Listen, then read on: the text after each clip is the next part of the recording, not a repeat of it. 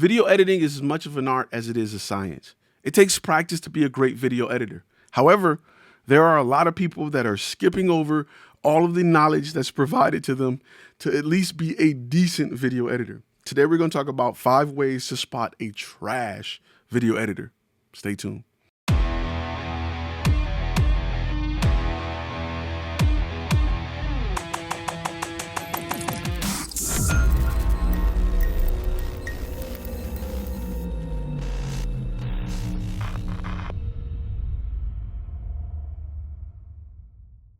What's going on, guys? My name is Ty Turner. If this is your first time on this channel is simply about getting that bag. It's about the business side of content creation.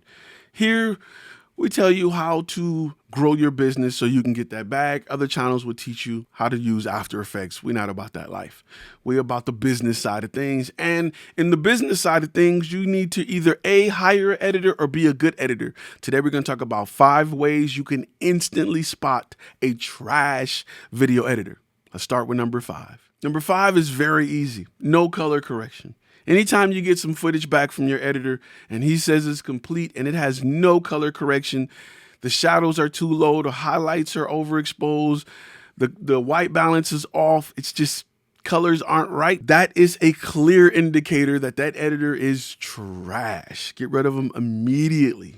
Number 4 is poorly timed talking cuts. Whenever you're shooting a talking head, if you have an editor that's trash, they won't understand how much space needs to be between each word or sentence. I can take a paragraph of talking head footage and cut it in a way where it feels natural, even without B-roll. I prefer to do it with B-roll, but without B-roll, I can do it as well. Bad editors can't do this. It'll be gaps or spaces in the talking points, and it'll seem unnatural. Number 3 is weird jump cuts.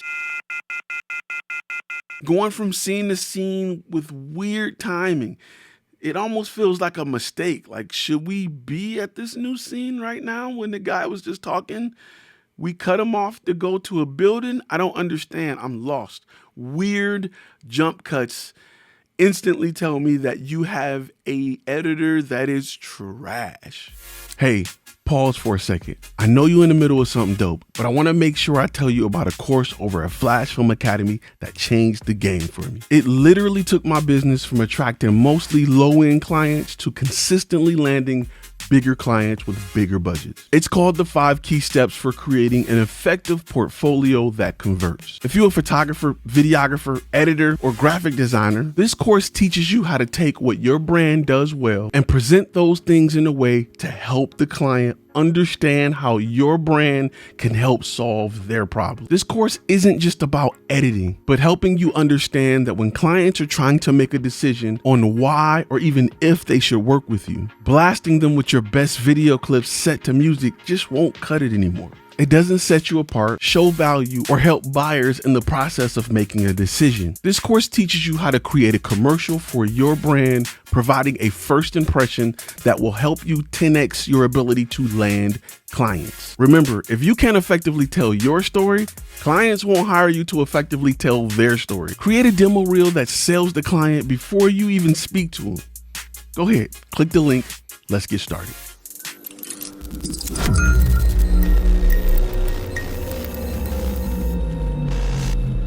Number 2 is music that's louder than text. Anytime you have music that's competing with your text, to me, it says you are a trash editor. There's a ton of things you can do to make sure that your music doesn't compete with your text, even if the volume is similar. There's ways you can go into the EQ and pull out certain parts of the sound so that the voice can cut through. Great editors understand this. These are day 1 items. This isn't level 26. This is level 3 items that any editor should know and understand before they start editing anything. Number 1 is overprocessed footage. Too many LUTs, too much color, too much saturation.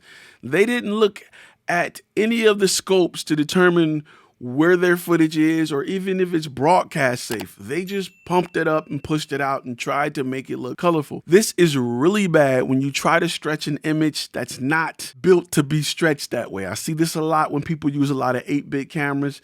They try to get too much out of the cameras and they don't know the limits of that footage, and it looks really bad. A lot of people push this off as an artistic approach, but let's be real. You're just a trash video editor. Honorable mention in this category for me is really high audio floor, really spacey, airy sound when it's quiet. I don't like it. It makes me cringe. And that's something that bad editors who are not able to mix audio or add noise gates tend to do often. All right, guys, listen, if you have some things that you think trash editors do, please post them in the comments. I would love to hear them. If you are new to the channel, make sure you hit that subscribe button, that thumbs up button, and I will see you guys in the next video.